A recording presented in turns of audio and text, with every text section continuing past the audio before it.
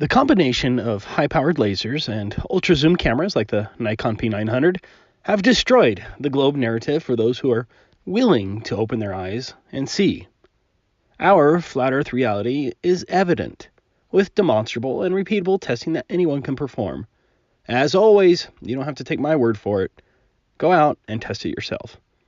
As proven with engineering software, the globe model mandates that all bodies of water must have a noticeable degree of convexity and would drop away from the observer on all sides approximately 8 inches per mile squared, a mathematical expression that is very accurate up to even a distance of 1,000 miles. However, I'll be using an online globe curvature calculator like this one to make accurate calculations really simple with both observation heights and distances taken into consideration. The following laser test will prove that there is no globe Earth curvature and therefore no globe. Let's begin. For this test, Grota 1 drove his snowmobile on a frozen lake with a green laser shining behind him. That's the same Grota 1 who conducted this frozen lake colored light test, demonstrating a very flat frozen lake over a distance of 8 miles, which I'll discuss more in a subsequent video. But for this earlier test, Grota 1 drove his snowmobile across a frozen lake while maintaining line of sight to the laser that was 2.4 feet above the lake's surface. With all successful laser tests, you need clear, consistent air without miraging and other atmospheric distortions and a direct line of sight like here. Defying the globe, Grota 1 drove 7.5 miles and could still see the laser source as shown here and even the laser light shining on his hand. Under the globe, at that distance, he would have had to have been 21 feet high to see the laser source over the supposed frozen hump of curved water. Do you really think that frozen lakes have a giant, frozen hump between two opposing shores? The nonsensical globe simply does not match reality. The next test was conducted by Flat Earth Perth in Australia. The laser was at 8.2 feet off of the water. The camera was 1.3 feet off of the water at a distance of 9.54 miles. The globe mass says that 24 feet should have been hidden behind the Earth's curvature. In contradiction to the globe model, you can most certainly see the laser source. This next laser test was conducted by D. Marble at the Pacific Ocean. The laser was at a height of 7 feet off of the water and was 10 miles away from the observer. The laser source is so bright that D. Marble was able to even film it with his cell phone. The globe mass states that at that laser height and distance, an observer would have to be 30 feet high to see the laser source. Debunking the globe model, D. Marble brought his cell phone to just inches off of the calm water, and you can still see the laser source.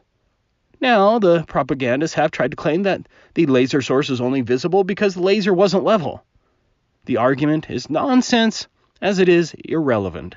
Under the globe, if the laser was angled downwards, you still wouldn't see the laser source as it would have been hidden behind the curved water. If the laser was angled upward, you still wouldn't see the bright laser source. Next, we have a laser test by a PhD who goes by the name Dr. John D.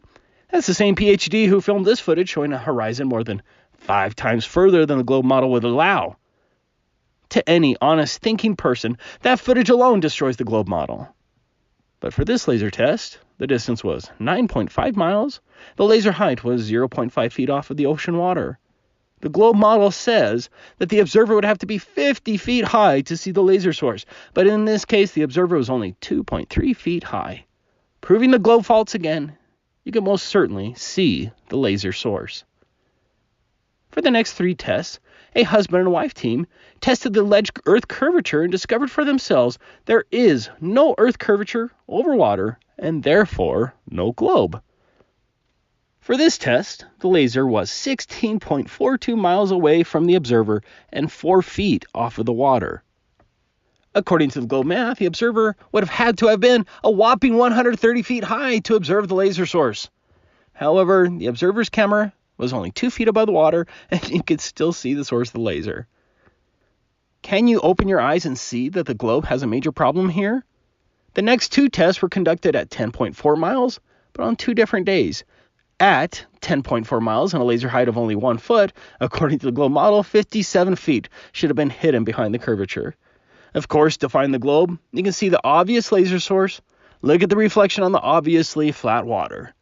The next day, they conducted the same test.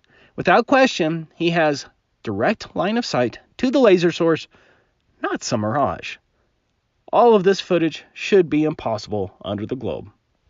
I have also conducted several tests at Utah Lake proving it flat, but this next laser test by a father-son team was awesome. It comes from the YouTube channel Level-Headed.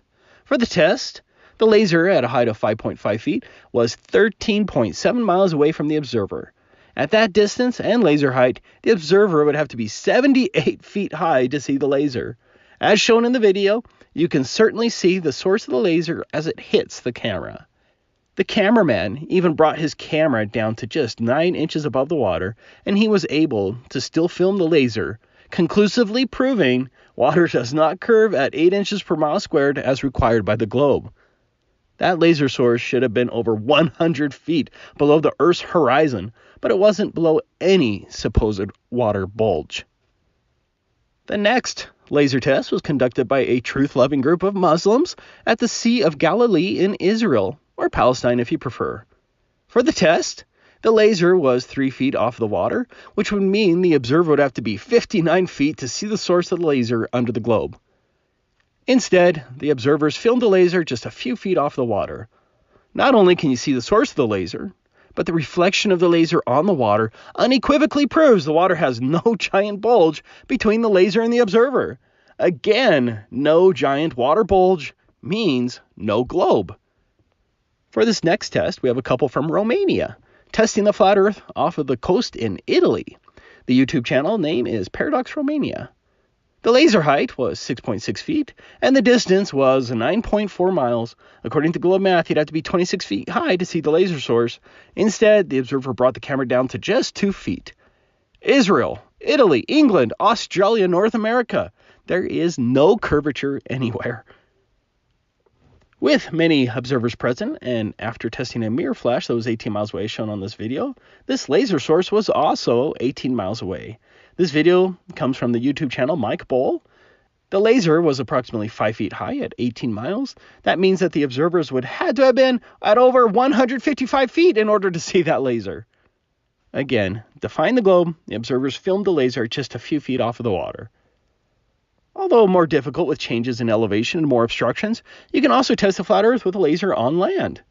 This test was brought to us by Mikey Smith, horizontally approved.